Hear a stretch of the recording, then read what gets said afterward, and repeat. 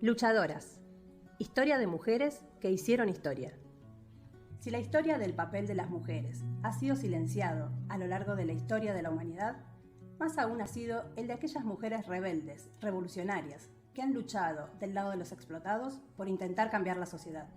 Los videos que te presentaremos a continuación son una compilación de biografías que encontrarás en el libro Luchadoras, de Ediciones IPS, que te recomendamos leer. Historias de grandes mujeres que encarnan a su vez la lucha de los movimientos que marcaron sus épocas, de los miles de anónimos y anónimas que cambiaron la historia y cuyas historias necesitamos recuperar para las batallas presentes. Flora Tristán. ¿Quién fue Flora Tristán? Tengo a todos en mi contra. A los hombres, porque pido la emancipación de la mujer. A los propietarios, porque reclamo la de los asalariados. Flora Tristán fue una pionera en la lucha contra la opresión a la mujer, así como también en la necesidad de la Unión Internacional de los Trabajadores, sentando las bases de la relación entre género y clase, dentro de las discusiones entre el feminismo y el socialismo de la época. Su historia. Nació en 1803 en París, hija de un general del Virreinato del Perú y de madre francesa. Su padre fallece cuando ella tiene solo 5 años, y como el matrimonio no se había formalizado, las autoridades le impiden a ella y a su madre cobrar la herencia, quedando ambas en la pobreza. En ese momento, regía el Código Napoleónico, que sometía a las mujeres al poder del padre y el marido, y desconocía a los hijos que, como Flora, eran llamados ilegítimos. A los 16 años, comienza a trabajar en un taller de litografía y termina casándose con el dueño, André Chazal, en un matrimonio convenido por su madre, destino casi obligado para las mujeres en la época.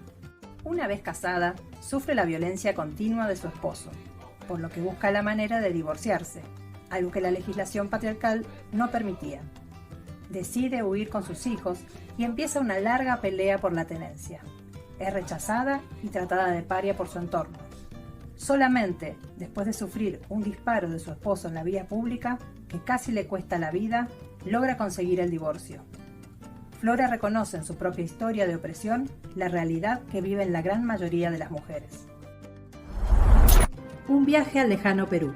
Flora decide viajar a Perú para reclamar su herencia paterna, pero nuevamente le es negada por ser considerada hija ilegítima.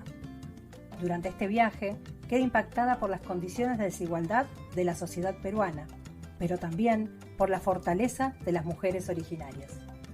Se asume parte de los oprimidos y parias del mundo, y escribe sus memorias en Peregrinaciones de una paria. Una vida en continua búsqueda de la emancipación. Su vida transcurre entre dos revoluciones, la Gran Revolución Francesa de 1789 y la Primavera de los Pueblos de 1848, que sucede 4 años después de su muerte. Eran momentos de avance y expansión de la industrialización, la ascendente prosperidad de la burguesía y el crecimiento de un proletariado que se amontonaba en las fábricas y en las ciudades en condiciones de miseria y absoluta precariedad. Las ideas del socialismo utópico la influencian, pero por sobre todo, queda impactada por el inicio de las rebeliones populares en Francia y se une a la lucha. En Lyon estalla la rebelión de las sederías por malas condiciones de trabajo y en Inglaterra por más derechos para los trabajadores. Escribe sobre la situación de las mujeres que cobran salarios más bajos y que son usadas para reemplazar a los obreros en las fábricas. En su obra, Unión Obrera, plantea que para avanzar en la emancipación de la clase obrera es necesaria la Unión Internacional de los Trabajadores, idea que retomarán Marx y Engels en el Manifiesto Comunista. Flora recorre los talleres de Francia para apoyar la organización de los obreros.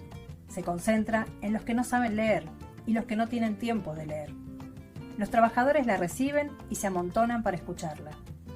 En sus discursos les habla de la inequidad que existe entre hombres y mujeres, en el hogar, en las fábricas y en la sociedad. Busca convencerlos de que no hay emancipación del capitalismo sin la unidad con las mujeres, y a su vez no hay emancipación para las mujeres si no abrazan la causa de la unidad de los trabajadores. Pelea y milita por convencer a los trabajadores varones de la necesidad de liberar de la opresión a las mujeres, para liberarse juntos de la opresión del capitalista. Obrera, escritora, investigadora y periodista, enorme luchadora y sin duda una adelantada de su época. Tuvo una vida breve pero intensa.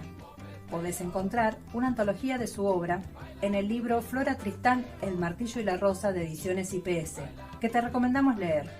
Con tan solo 41 años, muere a causa de una fiebre tifoidea. En su entierro, las y los trabajadores, a los cuales le había dedicado tantas charlas, se turnan para llevar su féretro y le construyen un monumento. Su voz sigue resonando con fuerza entre las organizaciones de trabajadores, y en especial de las mujeres, a quienes siempre decía, como lo haría Marx más adelante, obreros del mundo, uníos. Si te gustó, dale like, compartilo, nos vemos en el siguiente capítulo.